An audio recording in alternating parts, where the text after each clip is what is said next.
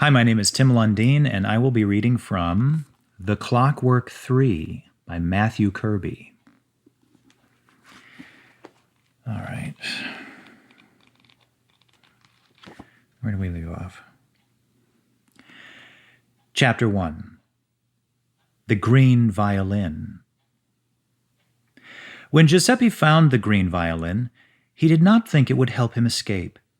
He did not think it would play at all when he spotted it floating in the harbor. It bobbed and bumped around beneath the pier, still in its case, and a satisfied seagull perched on it.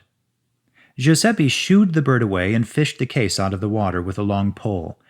Inside it, he found the most beautiful, most remarkable violin he had ever seen. The varnished wood rippled deeper than green, like river water, and the instrument was dry, the velvet lining only a little damp around the edges. A toothless old woman hovered nearby. She smacked her lips and craned her neck to see what Giuseppe had found, but he closed the case and latched it before she could get a look. He pushed through the other scavengers gathered on the wharf, and his boots beat the pier boards like a drum. Moments later, they clicked on wet cobblestones as he sprinted from the shipyards.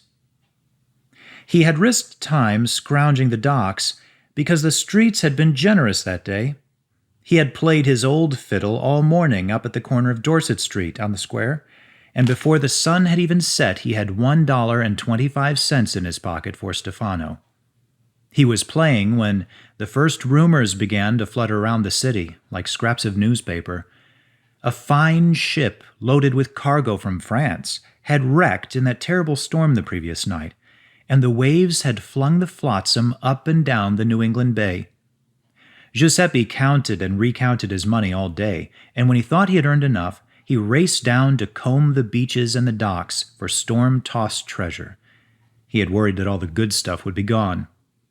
But now, here he was, clutching this green violin, by all appearances an extraordinary instrument, and far nicer than the one he usually played.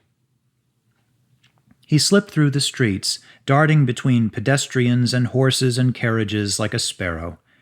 He found a deserted alleyway and crouched down behind a sour-smelling crate of spoiled cabbages. There, he felt safe enough to lift the green violin from its case. It was mirror-smooth in his hand, yet soft to the touch. He noticed its delicate inlay and a scroll carved in the shape of a flower blossom at the head. It truly was a magnificent instrument, but even then, Giuseppe did not think it would help him escape. He had to pass a few hours yet before he could return to Stefano's lair on Cosby Street. He thought he might as well try to make a few more pennies. The extra money might earn him another crust of bread for supper. Giuseppe took his new violin to one of his favorite corners a few blocks off Gilbert Square near the Old Rock Church. But before he had even begun to play, one of the older boys sauntered up to him. "Shove off, runt," the boy said. He smiled, but it was a dirty smile that called nothing but nasty thoughts to mind.